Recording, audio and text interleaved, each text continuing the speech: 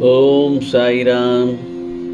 என் அன்பு குழந்தையே, இந்த நல்லதொரு விடியலில் ஆடி வெள்ளியில் இதை கேட்ட 60 நிமிடத்தில் நீ எதிர்பார்த்தது நிச்சயமாக உன்னை தேடி வரும். சாய் தருவதை தட்டிவிடாத என் செல்லமே. ஓம் ஸ்ரீ சாயிநாதாய நமக என்று பதிவு செய்து அதன் பின்பு நான் சொல்வதை கவனமாக கேள். ஆம் செல்லமே, இது உனக்கான பதிவுதான். இந்த நல்லதொரு விடியலில் நீ கேட்டதெல்லாம் நடக்கத் தொடங்கிவிடும் என் செல்லமே. அப்படி நடக்கத் தொடங்கிவிட்டால் உனக்கு என்ன கவலை? இனி ஒவ்வொன்றாக நடக்கத் தொடங்கிவிடும். வருவதை நினைத்து சந்தோஷமாக இரு. ஏனென்றால் என் செல்ல குழந்தைக்கு நல்ல நேரம் தொடங்கிவிட்டது. நீ நினைத்ததை நடத்தி கொடுக்கப் போகிறேன் உன் சாயப்பா. வாழ்வில் உனக்கு என்ன இல்லை? எல்லாமே இருக்கிறது. சந்தோஷம் என்று நினைத்துக்கொள். எல்லாம் சந்தோஷமான சூழ்நிலையா இனி உன்னை வந்து சேரப்போகிறது. மகிழ்ச்சியாக இரு என் செல்லமே, மகிழ்ச்சியாக இரு. நிம்மதியாக இருக்க வேண்டும் என்று நினைத்தால் எதையும் எந்த சூழ்நிலையும் உன்னை விடவும் நீ உயிராய் தவம் இருக்கும் உன் சாயப்பாவை விட பெரிதும் எதுவும் இல்லை. நமக்கு வரும் கஷ்டங்கள் அதை நம்மால் தாங்க முடியும் என்று மௌனமாக உன்னிடம் சொல்லிக்கொள். உன்னை நான் பரீட்சை பண்ணி பார்க்கிறேன் என்று நீ நினைப்பது சரிதான். சாயப்பா எதற்கு அந்த பரீட்சை? உன்னை ஓரிடத்திலிருந்து இன்னொரு இடத்திற்கு உயர்த்தத்தான் அந்த பரீட்சை. பல விஷயங்களில் நீ கற்றுத் தேர்ந்தவை. எப்படி அதை நீ புதிய நிகழ்வுகளில் அதை எப்படி செயல்படுத்துகிறாய், அதற்கு நீ தயாராகி விட்டாயா என்று பார்ப்பதற்காகத்தான். புரிகிறதா என் செல்லமே? ஆனால் அதற்காக எவ்வளவு காலம் என்று நீ நினைப்பது சரிதான். முழுமையான முறையில் ஒன்றை தயாரித்தால்தான் அது நல்ல முறையில் இருக்கக்கூடும். இன்னும் நீ உன்னை சிறிது கொஞ்சம் மாற்றிக்கொள்ள வேண்டும். இந்த நிலையற்ற சூழல் எல்லாம் நிறைவான நிலையுள்ளவை வாழ்க்கையாக உனக்கு நான் கொடுக்கப் போகிறேன். இந்த குழப்பமான மனநிலையை நான் கொடுத்து கொண்டிருக்கிறேன் என்பதை மனதார ஏற்றுக்கொள். எல்லாம் சீக்கிரமாகவே நல்ல விதமாக மாறும் என்பதில் சந்தேகமே இல்லை.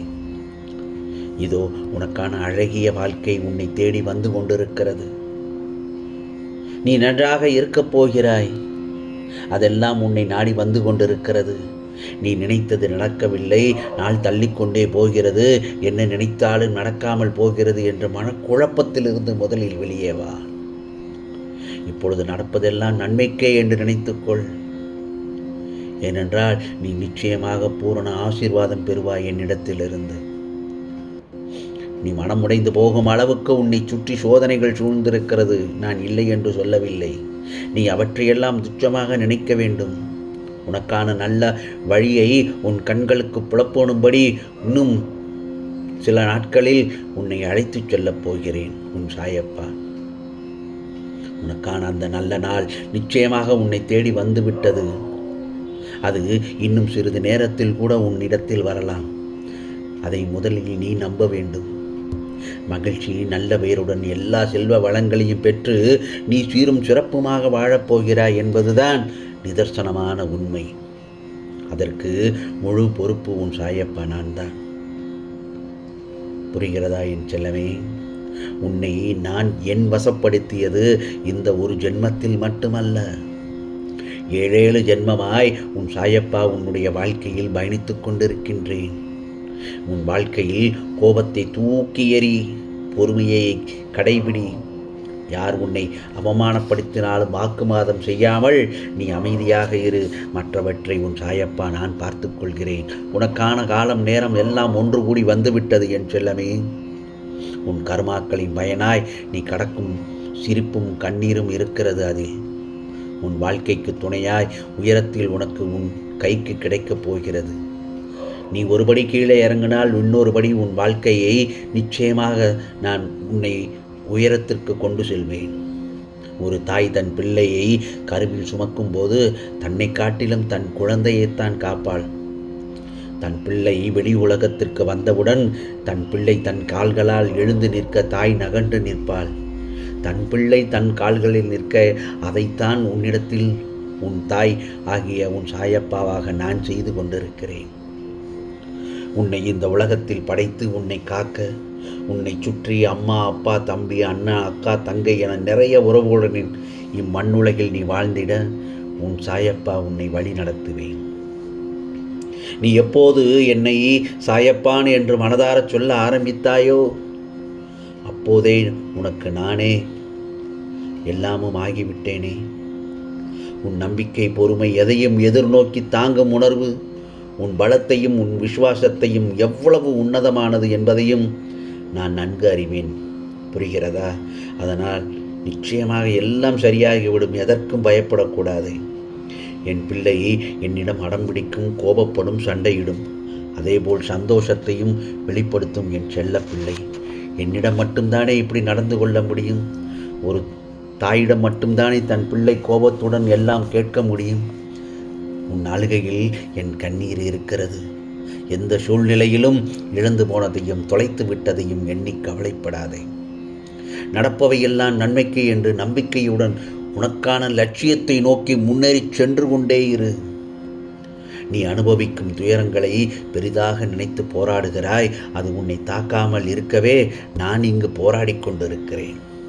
அதனால்தான் என் சாயப்பா அடிக்கடி கூறுவது, முடிந்தவரை மற்றவர்களுக்கு உதவி செய். முடிந்தவரை மற்றவர்களுக்கு ஏதாவது உன்னால் முடிந்த உதவி செய்.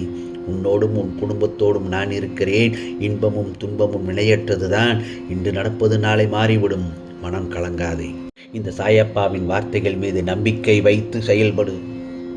நீ எல்லா செல்வ வளங்களையும் பெற்று நிம்மதியான வாழ்க்கையை நிச்சயமாக பெறுவாய் என்பதில் சந்தேகமே இல்லை.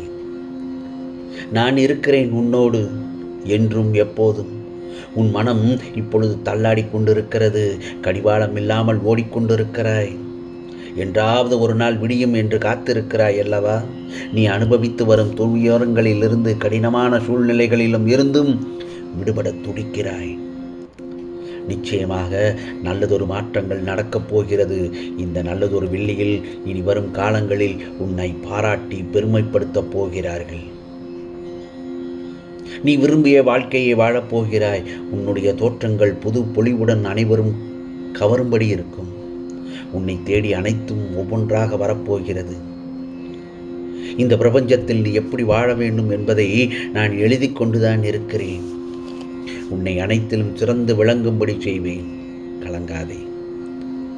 எந்த சூழ்நிலையிலும் உன் சாயப்பா உன்னை கைவிட மாட்டேன். ஒரு இரட்டிப்பு நன்மை உன் இல்லம் தேடி வரப்போகிறது. உனக்கான உதவியை ஒருவர் மூலம் நான் அனுப்பியுள்ளேன். அதை நிராகரிக்காமல் பெற்றுக்கொள்ள நீ தயாராயிரு.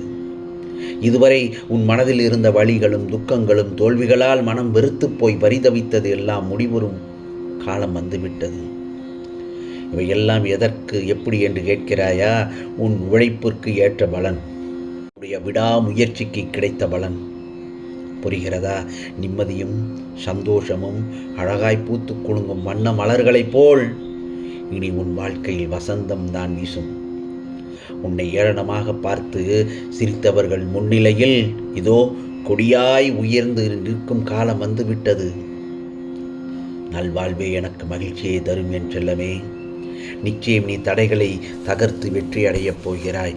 நான் அடையச் செய்வேன். சில நேரங்களில் சில இடங்களில் கண்களை மூடிக்கொள்ளாதே. விழித்து பார். உன்னை சுற்றி நடப்பன எல்லாவற்றையும் தைரியமாக பார். அப்பொழுது உனக்குள்ளே ஒரு தைரியம் பிறக்கும். அந்த சமயத்தில் என் நாமத்தை ஓம் சாயி ஓம் சாயி என்று உச்சரிக்கும் உன் மனம் தெளிவாகும். இழந்ததை எல்லாம் மீண்டும் பெறப்போகிறாய். எல்லாம் உன்னை நாடி வரும் நேரம்தான். பிரிந்தவர் சேரும் நேரம்தான்.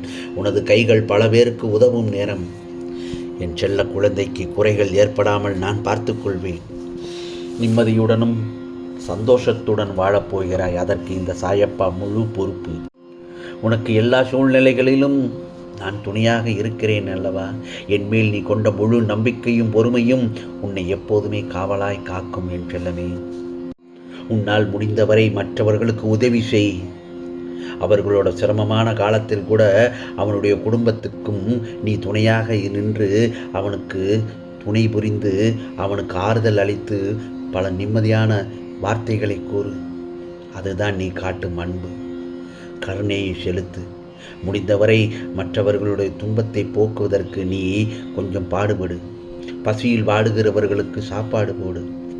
நம்மால் அடுத்தவர்களை புரிந்து கொள்ள முடியவில்லை என்றால் அவர்களை பைத்தியக்காரன் என்று சொல்லிவிடுவார்கள்.